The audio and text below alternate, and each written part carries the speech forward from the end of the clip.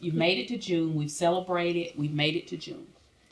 So one of the things that I think is very important is to schedule that time away. Mm-hmm.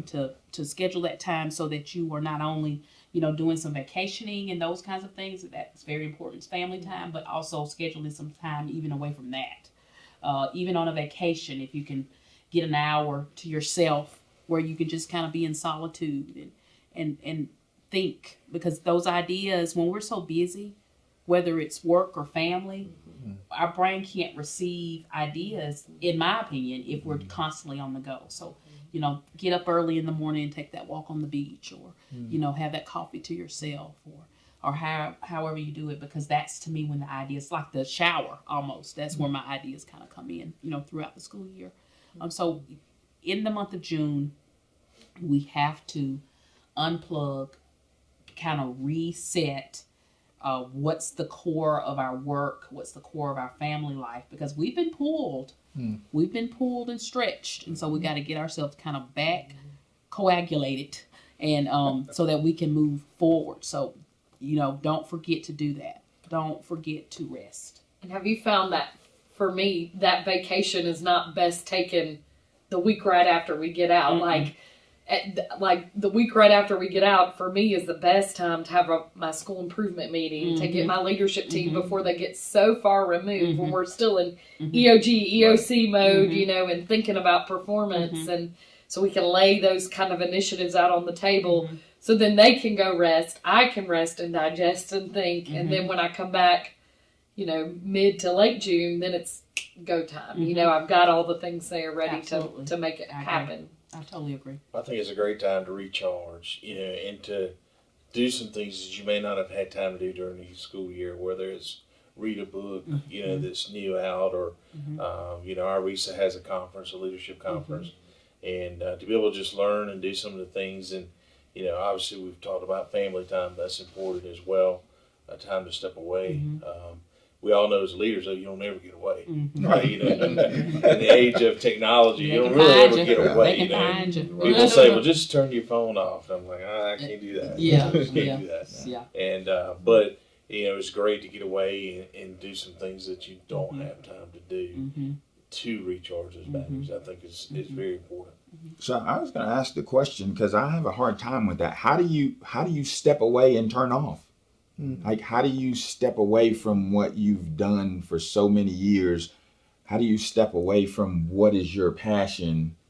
How do you do that? Because I haven't found a way to completely step away.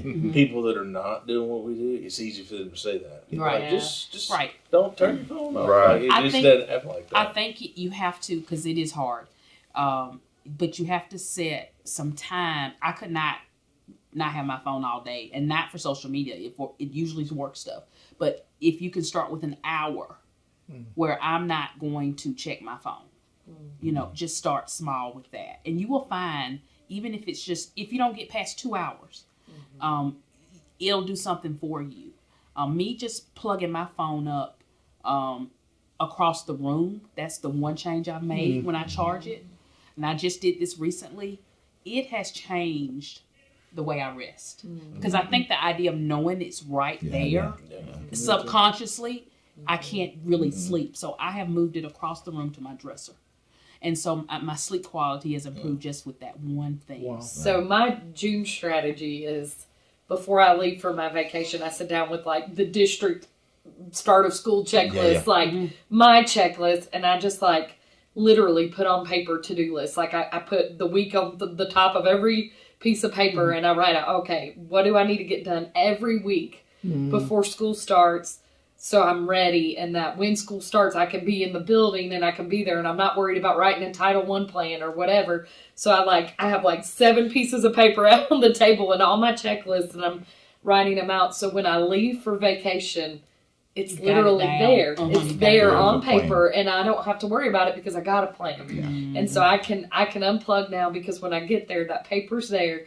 and if I can cross it off every week, I'm going to be ready. And that just helps me be at ease that I'm going to get it all done. Yeah, and I know it's important that we recharge and come back fresh, because a lot of people are looking to us for a lot of ideas. They're looking for leadership. They're looking for all those things. And if, you know, and I've been there before where I haven't been recharged, and, you know, I come back and it's like, I'm fried before we ever start. You have to develop a mindset where you're not guilty for giving yourself some time. Wow. Yes. Because a lot of us, that's what we would do. We won't turn off. We won't take the time. We won't pour into ourselves, you know, because then we'll feel guilty that we are not serving and providing someone else something that they need or responding to that issue. But there are other people that can do what you do in your absence for a short period of time, so that you can take the time that you need to turn off and to recharge. And so, you know, you don't feel guilty about it, because if you don't do it, then you won't be as effective as you could be. Don't feel guilty about putting up the out of office reminder on your email. I know. I Sometimes I feel guilty about that, but yes. sometimes it does give me a little freedom to be like, okay, they know I'm not going to reply right away, and that's okay too. You know. Well, one thing I do, and it's not unplugging, but in June and sometimes it goes into July, is I write a note card to every one of my seniors and try to, you know, hey, you reached your senior year, you know, let's finish strong, or, you know, let's have a great season if they're playing a sport or whatever. And I take that time, you know, and it is kind of unplugging a little bit when I do that too, because I might be on the beach while I'm writing it, you know. So, you know, this is something I do that's, you know, relaxing to be able to do. You don't realize now with technology how to hand write all those cards, and you know, and somebody told me one time, why don't you just type it out and paste it on there? And I said, it's not the same. Not same. It means more when they see your handwriting. And, you know, a lot of people say, oh, it's on my refrigerator, or, you know, it's here or there, you know, and they take a lot of pride in that. Well, for me, a lot of people use the word June as finding balance in your work life. I don't use that word. I use the word rhythm. It depends on the time of the year in which to do that. For us as a district office personnel, we have to make sure systems and processes are in place in June to give to you guys so that you can plan effectively. The second thing that I try to do in June is go to a conference to network with others, to see ideas that they're planning to go forth in the next year. And the other thing I constantly say, leaders are readers. Take that time, that book that you're going to use as a book study for the next year, read through it, outline it, how you want to carry it out. I do a lot of self-talk. So before I speak to any group or anything, I have to say that speech to myself. Look in the mirror and sit at my desk. How am I going to get this across? But I'm like Kelvin and you. It's hard for me to unplug. My kids have taught me how to unplug. And the words that they say to you will make you unplug. Dad, when are you going to put that away so we can just go relax? Why is it you have the phone or your computer up and we're on vacation? And that hits the heart. And you learn to just close it up and go spend time with them and have fun. Your kids keep you that way, and they will tell you, I need you as a father, not you as a principal, not you as a superintendent. Oh, yeah. That and hurts. when they say that, that's when you say, okay, whatever you want to do, let's go do it. Because when you think about it, when times get hard in leadership, it's not just staff you go to, it's your family. So love on them even more during that time period, especially when you get an empty nest. But yes, take care of yourselves. I think that's what we as educators neglect to do at times. We take care of everybody else very well.